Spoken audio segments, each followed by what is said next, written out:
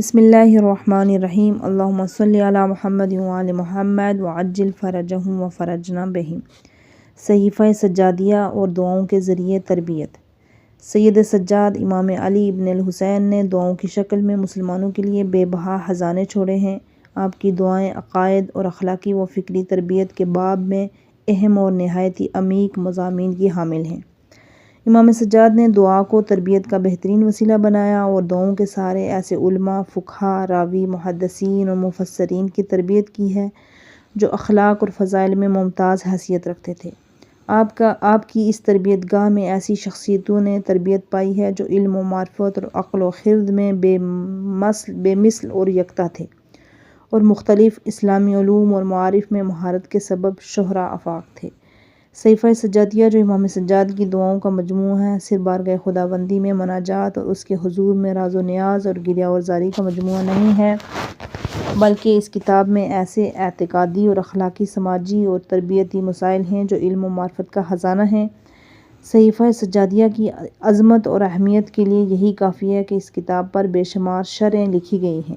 جلیل القدر محقق حضرت آقائے بزرگ طحرانی نے اپنی کتاب الذریعہ الاعلیٰ تصانیف الشیعہ میں اس کتاب پر متعدد شرحیں ذکر کی ہیں۔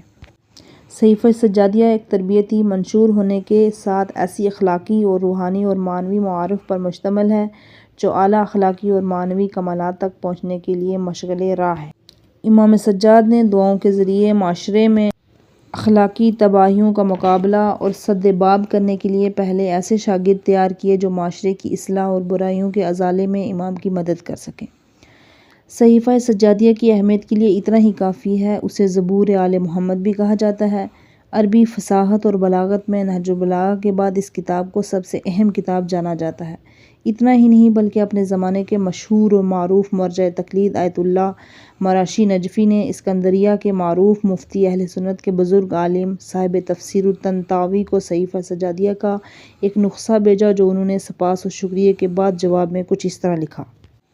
ہماری یہ بدقسمتی تھی کہ ہم سلسلہ نبوت کے اس عظیم سرمایہ سے اب تک محروم رہے۔ میں نے جتنی بار بھی اس کتاب کو پڑھا مجھے کلام خالق سے کم اور کلام مخلوق سے برتر لگی۔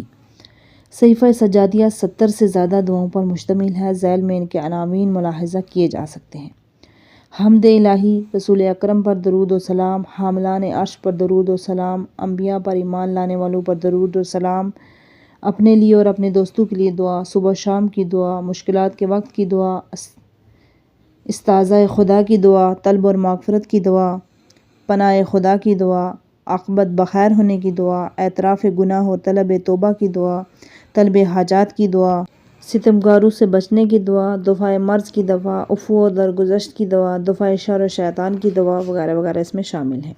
امام سجاد جن دعاؤں کو شب و روز پڑھا کرتے تھے وہ دراصل آپ کے تربیتی، اخلاقی اور اعتقادی اور ثقافتی اصول ہیں جنہیں آپ نے دعاؤں کے ذریعے معاشرے کی فکری، عملی اور اخلاقی تربیت کے ایک نصاب کے طور پر پیش کیا ہے۔ اہم یہ ہے کہ ہم دعاؤں کے اس مجموعے کو صرف قرأت اور تلاوت تک محدود نہ رکھیں بلکہ اس کی افادیت کا تقاضا یہ ہے کہ ہم اس کے مضامین کا عمیق مطالعہ کریں اور ان کے مفاہیم میں غور و خوض کریں۔ دعائیں ایک مسلمان کی روحانی اور معنوی ترقی اور اس کے تربیت نفس کا بہترین وسیلہ ہیں، لہٰذا انسان کی زندگی میں دعاؤں کی اہمیت کے پیش نظر اس کتاب کے مضامین کو مندرجہ ذیل تربیت سے پیش کیا گیا ہے۔ دعاؤں کے ذریعے تربیت کے باب میں چند اہم نکات ہیں: دعاؤں کے اثاثات و فوائد، دعاؤں کے قبول ہونے کی شرطیں، دعاؤں کے قبول ہونے میں رکاوٹیں، اور آخر میں بعض مستجابات دعاؤں کے نسخے۔